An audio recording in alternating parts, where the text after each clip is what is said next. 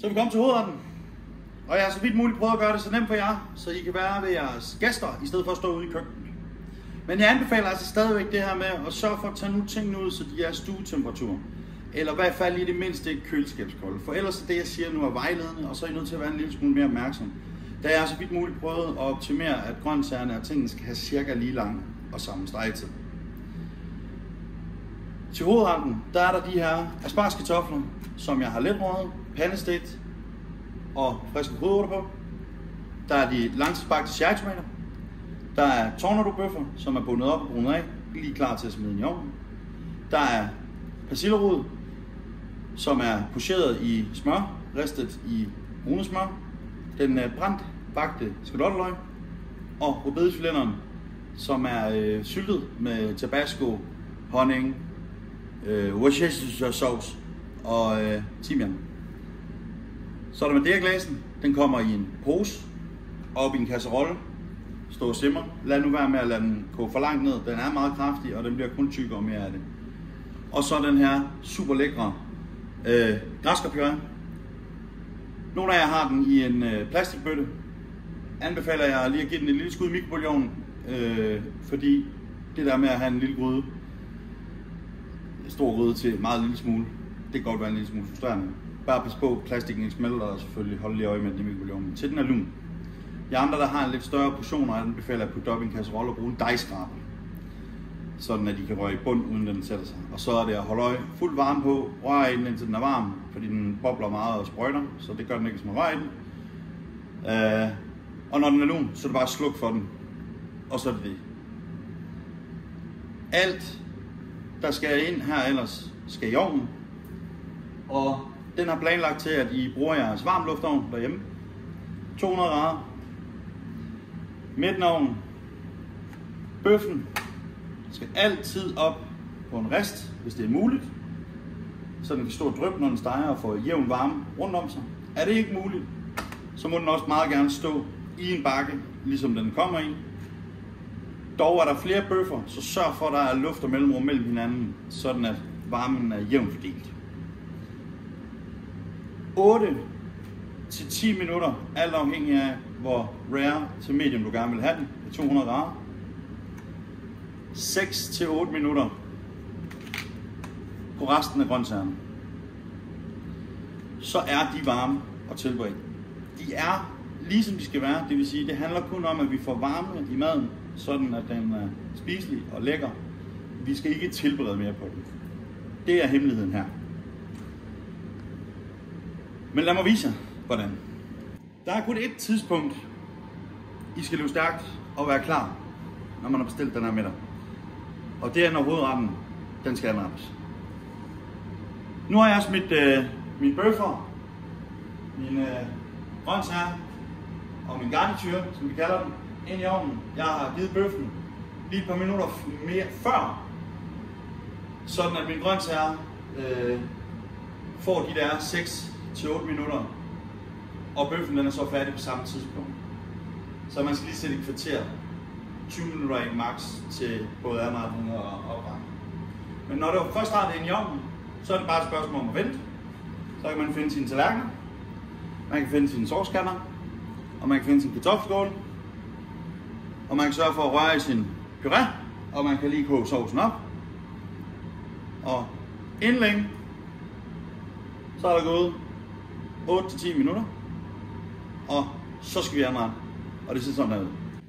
Allerførst, så skal vi bruge puréen. Det er bunden af hele tallerkenen. Jeg viser jer lige nogle måder, man kan trække en puré på, sådan at I har lidt forskelligt. Det er alt afhængig af ambitionsniveau. Men vi har den her.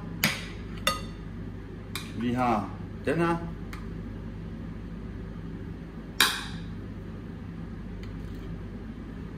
Og så har vi den her, som jeg har tænkt mig at køre i dag. Som er en god skefuld i midten. Og den laver jeg lige sådan en fin, flot gul cirkel her. Og det er jo vigtigt, at pyréen er varm først, eller er varm, når det er det hele ringer og bimler og bamler. Som på slaget. For den skulle vi bruge først. Så nu er det med at få hentet alt varme.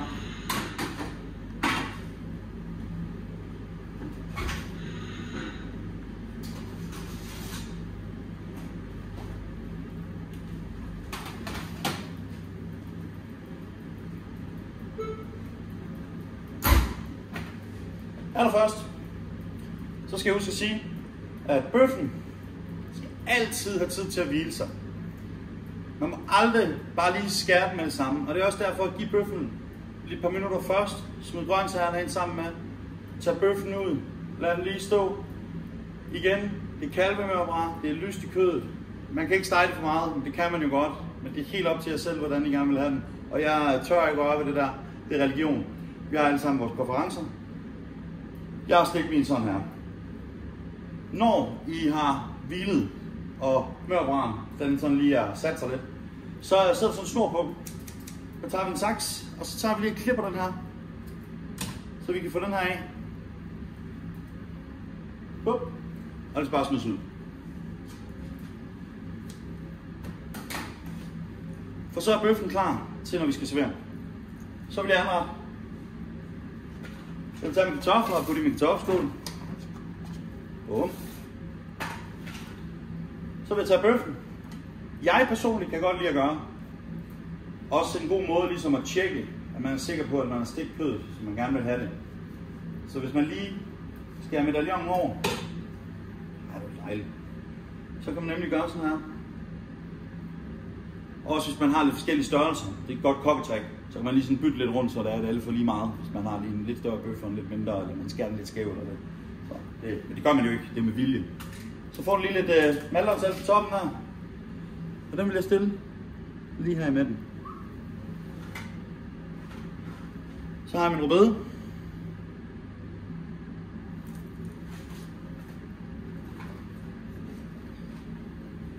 Pastinak. Mit brændte bagte skalotteløg. Den kan jeg dele ud.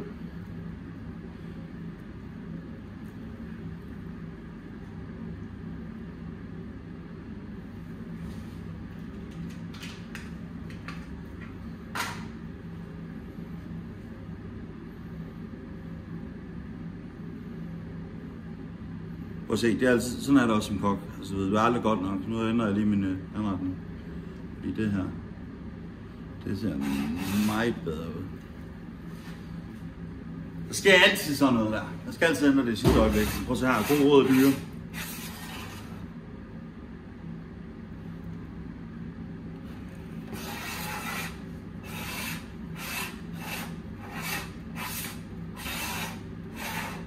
Sådan som I ser den nu, vil jeg præsentere den og anrette den for gæsten. Så vil jeg tage en lille smule af glasen. Selvfølgelig er jeg op i min sovskål. Sørg nu lige for at lige en lille smule til lige at kan